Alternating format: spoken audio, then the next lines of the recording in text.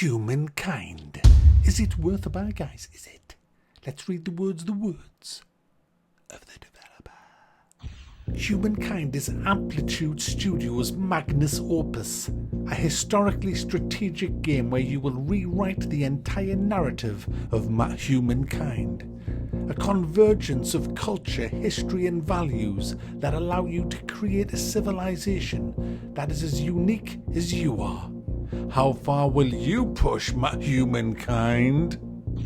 Now guys, to give you an idea of how deep this game is, I'm labelling this kind of review as a first impressions review because I've only been playing the game for 2.5 fucking days solid.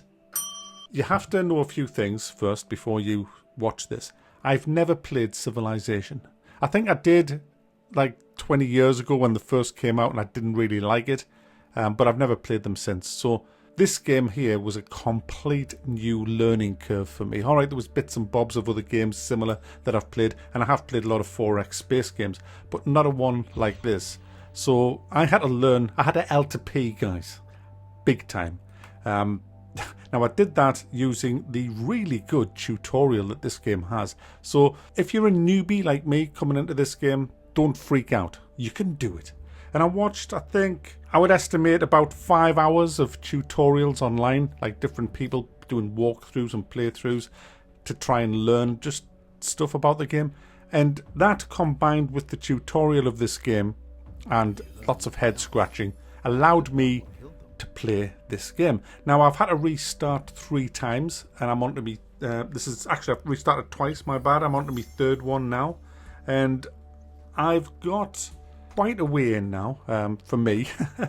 I've got a lot of land, I've done a lot of fighting. I've done a lot of the stuff that's in the game, got through a few different eras. So I thought, yeah, let's tell people what I think at this stage of the game.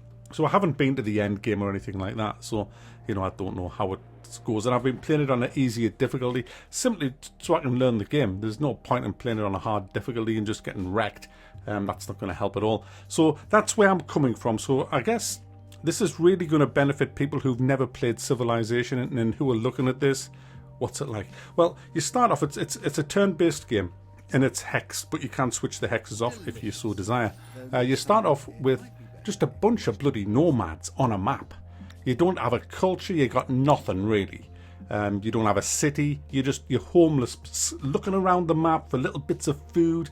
I love that, because when you get an empire going, and you think where you came from, it's really satisfying, really is. And as you move around the map, you will uncover the fog of war. You'll find bears, you'll find deer, you'll also find nomads knocking about, you'll also find barbarians, and you may find some of the other players depending on how many places in the game and how big the map is. You can tweak all this from the very good options screen, guys. Now each tile on the map has a value of some sort, whether that's a building value, a food value, a science value, and these are the kind of I guess they are currencies, I guess, in the game. And what you have to, and also the tiles are within different territories marked by little lines, so you can see how big each territory is, and these territories are just all predetermined on the map. Now you can capture any territory you like. And so what you're kind of looking for very early on are things like iron ore, bits, mines, horses, stuff like that, so that you can nab them early. And it's kind of like a race. I didn't realise this, which is why I had to start again twice, because I was lagging so far behind, and I just, you know, anyway, I don't want to go into all that. So you claim a territory, that becomes yours. You then move on looking for other territories, and you start claiming as many territories as you can, until you can raise a city on one of them. Once you do that, then it all kind of changes, because as you get your city going, you then have different districts in that city that you can build. You can emphasize stuff on science, food, building, and stuff like that, and you can see them across the top of your screen, and you can move these around to suit whatever you want to do. So if you want to put a bit more in food for expansion, that's what you need food for. You can assign a few more of your population to that. If you want to bring the building costs down, you put a few into the building side. It's really flexible. I love that. I really love the flexibility of this game. And as it goes on and on, you get more territories. You link them all to your first city. That I found very, very useful. You get way more currencies coming in, way more money coming in, until you can then raise another city. And I did this really late. I was playing. I didn't realise the importance of the cities, and I left it far too late. And I was again lagging miles behind because I didn't do that. But I was learning as I was going along. You see, I still don't know everything, but I was just like learning as I was going along. The current game that I'm playing, I've screwed up a lot of things. I've learned now late on, but I'm so far in, I'm thinking, F it, I ain't starting again. I'll just know for when I do my next run. But I haven't had time to continue. That's why I've had to do the review now, because I'm going to be running over by the time I get this review out, because I've got other things that I have to do. But anyway, you get your cities down, and then the game just kind of totally opens up. Well, it did for me. Massively opened. Loads of new stuff just started to happen, like forming a religion, reaching the end of an age and having to adopt a culture for your people, a religion.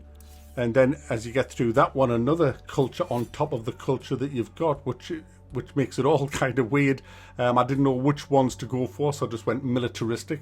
And then as I got into the Middle Ages, I went into as English. I evolved religion into Christianity, trying to redo the British Empire, sort of thing, you know, and being a bastard to everybody. And then you have to work out the laws that govern the land. You'll constantly be given things to sort out, feuds and things. And then you come across another AI player, and you've got like all these treaties you can do with them and trading. And it was getting really, really exciting. I mean, I haven't played the Civ games, but it was really exciting stuff that I was coming across, and I was seeing their land, and we were doing a massive land grab, me and this guy who was my neighbour, and then he foolishly attacked me, which wasn't foolish when I realised the only army I had was 3 people running around in loincloths, and I was like, that's not an army. So I then focused all me building onto military stuff and ended up with chariots, archers, spearmen. And one of the disappointing things in this game is the combat shit. I was kind of hoping that you'd get a bit of a total war thing going on when armies collided and all of that, and little units to move. It's trash, the combat. So every time it comes to a combat, I just auto-resolve it because the little mini-game is just crap. Very disappointed in that, to be honest. For a £40 game, I would have liked something total war-y. And as you expand more and more, especially in your laws, the talents, if you like, you've got different ones for religion, different ones for your population and things like that. You can own more cities. The more cities you own, the more income that comes ploughing in, which allows you to raise up more armies. And you can see how it just expands and expands. And all the time, you're looking to get to the next age. So you're researching, because you're researching through the ages. And as you're ploughing more stuff into science, you can research faster. As you research through the ages, you want to get to the good stuff. And you can then come across these historical kind of wonders like the Hanging Gardens of Babylon, Stonehenge, the Dog and Gun pub up there, and only one person in the game can have these. So first come, first served. So you want to grab the best ones of them straight away if you can.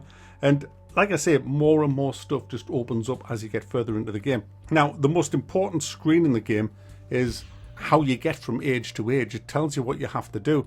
But there's so much of the game that I haven't yet understood. I don't understand, for example, why some of my hexes are flashing. And I see little horses and carts on them. I haven't worked that bit out yet. That's why this is a first impressions, because I ain't any authority on Humankind. What I am going to say is this. I'm not even going to score this with a number. I'm thumbing it up because I think it's a really good game. But I haven't played enough of it to call this a review. So I'm just really talking to the people here who have never played Civilization, have never really played a 4X game on land like this is, and they're wondering if they can get into it. Is it mega complicated? And the answer to that is yes, you can get into it. Yes, it is complicated. It does have a bit of a steep learning curve, but it has a really good tutorial, and there are some fantastic videos online of people who know the game inside out, who are doing playthroughs, and they're explaining everything as it goes along. You can easily find them. I've found a load of them. So yeah, you can buy this game and have fun in it, even if you've never touched a Civilization game. And it is really good fun. I'm enjoying it. absolutely enjoying it. Yeah, there you go, guys. I'll leave it there. It's worth a buy. It's good fun, but it has quite a learning curve, this game.